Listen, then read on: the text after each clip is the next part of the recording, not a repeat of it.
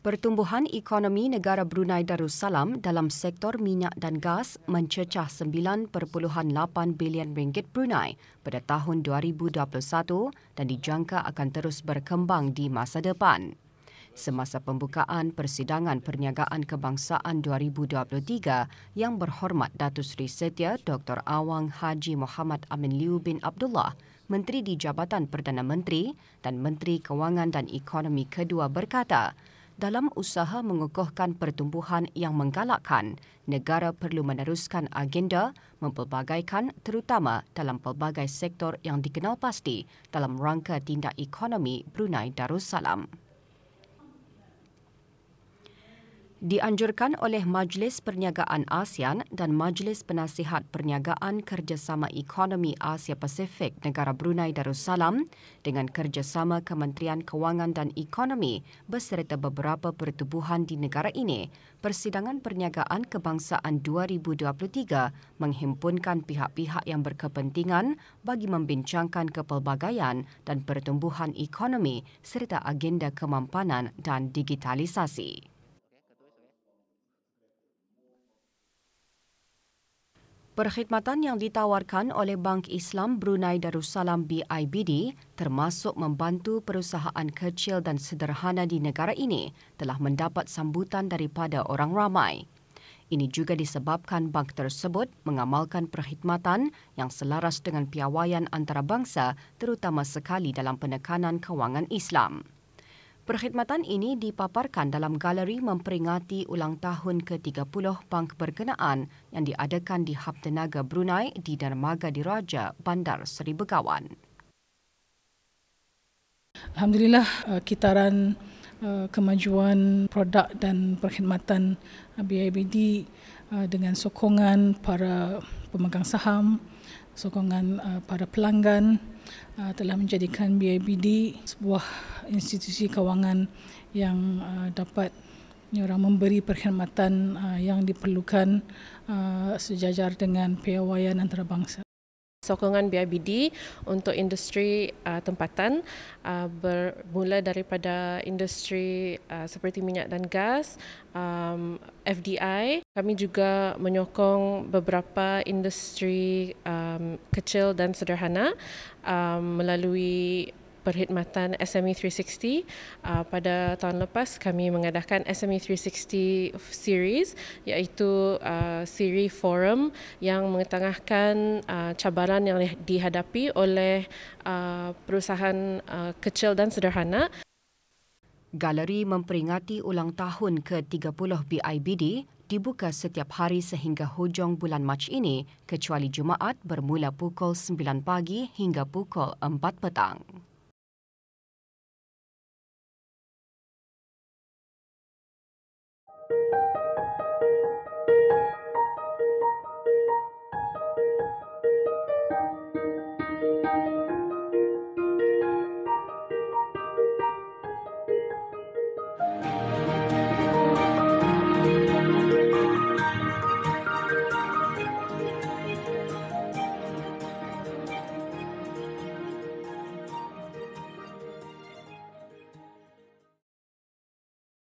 Mula beroperasi dan mengorak langkah pada tahun 2019 dengan membawa para jemaah negara Brunei Darussalam untuk mengerjakan ibadah umrah di Tanah Suci Mekah dan Madinah.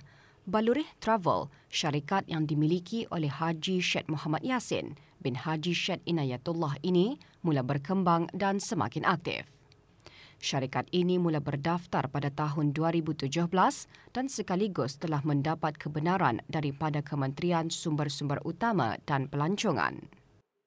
Kami masa tu start mula beroperasi secara kecil-kecilan lah, inbound dan sebagainya, dan start mula membawa jemaah untuk mengerjakan umrah pada tahun 2019.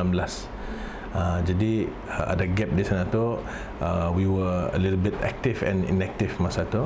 Until 2019 kami start aktif membawa jemaah lah outbound lah ke Saudi untuk ziarah dan package umrah tu. Kami benar-benar beroperasi pada tahun 2019, bermula pertengahan tahun lah macam itu, di mana kami start mengambil mengantar kami punya tim untuk apa namanya ni, training di luar negara, dan apabila kembali itu kami start mengorak langkah untuk membawa jemaah, dan dari first kami punya trip membawa jemaah itu pada tahun 2019 bulan 11. Itu yang benar-benar kami kira officially membawa jemaah lah.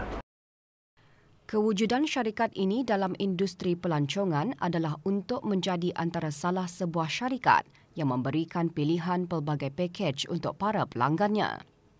Dengan menawarkan harga pakej umrah pada harga RM3,499 sehingga mencecah pada harga RM3,899 untuk orang ramai yang berkeinginan mengerjakan umrah bersama agensi ini. Kami punya visi kami adalah untuk menyampaikan hajat orang Brunei mengerjakan umrah pada harga pakej yang berkemampuan lah. Dan tapi when we said berkemampuan itu, yes, bukan semasa premium package. So jadi kami membuka package-package yang alternatif, macam bila sekiranya orang kan mau, sebab kami banyak menerima permohonan permintaan daripada orang Brunei, Tuan Syed, kami mau package yang boleh-boleh asal sampainya, because kami ni bila akan bayar sampai kan 4,000 tu macam kadang-kadang kami terjangkau. Yang penting kewujudan kami Baluri Travel ni di Baluri Darussalam ni adalah sebagai alternatif. Ada pilihan untuk pakej yang tidak terlampau mahal, dan tapi ia lebih affordable untuk orang yang rakyat biasa. Cabaran dalam perniagaan adalah normal bagi seorang pengusaha ini. Namun dengan usaha yang gigih, pengusaha ini mampu membentuk hubungan bersama bangsa-bangsa lain di luar negara dalam sama-sama menjaga pelanggan atau jemaah mereka.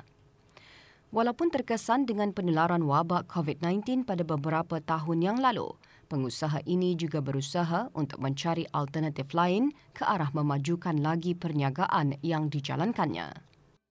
Part of the challenge, we have to build relation mana-mana dengan diorang supaya diorang benar-benar masa tani ke sana tu bukan saya menjaga perniagaan, tapi menjaga sama-sama menjaga jemaah Brunei ni as part of diorang punya benar-benar family macam tu. Jadi itu benda yang mencabar, dan bila diikutkan juga the past few years kami start sudah membuat Baluri Travel ini, cabaran yang terbesar semua orang merasa ialah COVID inilah, because we cannot run business. Basically travel agents ataupun travel industry ni shut down berhabislah 100%. So we have to find alternative untuk survive, membuat bisnes-bisnes yang boleh mendatangkan hasil lah, walaupun dah banyak. Walaupun masih baru dalam industri ini, Baluri Travel juga mendapat sambutan yang menggalakkan dan positif dari para jemaah yang telah pun menggunakan khidmat mereka sepanjang menjalankan ibadah umrah di Tanah Suci Mekah dan Madinah. Syarikat ini juga akan sentiasa mempertingkatkan khidmat mereka dari hari ke hari. Alhamdulillah, semua rata-rata memberikan komen-komen yang bagus, ada feedback-feedback yang membina di mana kami boleh improve. Kami sangat terbuka. For me, sekiranya ada jemaah-jemaah yang merasakan servis kami itu kurang, datangkanlah kami supaya dapat kami perbaiki. Supaya kami dapat membaiki untuk jemaah-jemaah yang akan datang. Namun saya dapat memberitahu dalam 90% ataupun 95% yang ikut, alhamdulillah sangat berpuas hati dan memberi feedback yang sangat baiklah, dan bagi pembakaran semangat untuk kami untuk membuat yang lebih baik di masa-masa akan datang. Kreativiti, ketekunan dan kesabaran diperlukan dalam proses membuat tembikar. Bagi mereka yang kreatif, tembikar yang dicat atau dilukis boleh memiliki seni bernilai tinggi. Adam Diong Chi Huat, seorang guru membuat tembikar, menjelaskan tanah liat menjadi bahan penting untuk membuat tembikar. Tanah liat yang sudah dikumpulkan disiram dengan sedikit air sebelum dibiarkan selama beberapa hari.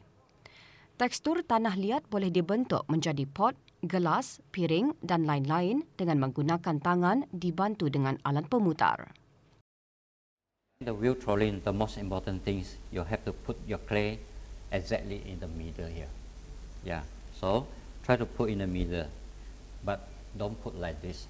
It's moving, see? So you try to put like this. See, it stay on already. Press like this. We need to make a comb shape.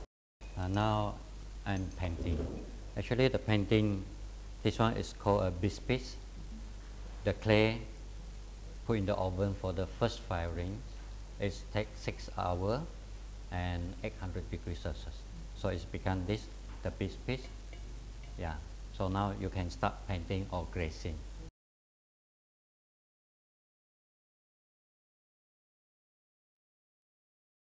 Setiap kali acara majlis-majlis perkahwinan, sambutan ulang tahun dan acara-acara rasmi, pasti ramai yang mencari syarikat yang menawarkan door gifts bagi para hadirin. Salah satu door gifts yang paling disukai ramai ialah kuih Brunei. Door gifts seumpamanya boleh didapati di sebuah syarikat yang telah berjaya mengumpulkan para pengusaha kuih kering dan basah di negara ini untuk bernaung di bawah satu syarikat. Sesuai dengan konsep all-in-one, syarikat HMYBN Enterprise yang mula beroperasi pada tahun 2018 kini berjaya dikenali di negara ini sebagai pengeluar bermacam kuih Brunei yang tradisional dan moden. Syarikat berkenaan berjaya mengumpulkan 12 pengusaha makanan terdiri dari para ibu tunggal, suri rumah tangga dan belia. Makanan Brunei ini, ya permintaannya sangat banyak. Especially yang tradisional ni. Indah banyak orang membuat lagi, ia semakin pupus bah. Indah kalau membuat itu pun dimodernkan, indah sama rasanya yang lama itu. Lebih 30 jenis kuih kering tradisional yang masih terkenal di samping kuih muih tradisional yang dimodernkan dan kuih-kuih moden yang trending menjadi daya tarikan syarikat berkenaan yang juga boleh diikuti melalui Facebook dan Instagram @kuihbrunei. Hopefully ada dibagi peluang untuk ke luar negeri mempromosikan.